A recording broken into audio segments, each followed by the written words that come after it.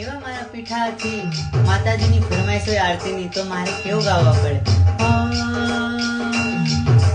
ચાર ચાર ધામની માં દશામાની આરતી, ચાર ચાર ધામની માં દશામાની આરતી, ચાર ચાર ધામની માં દશામાની આરતી, ચાર ચાર ધામની માં દશામાની આરતી।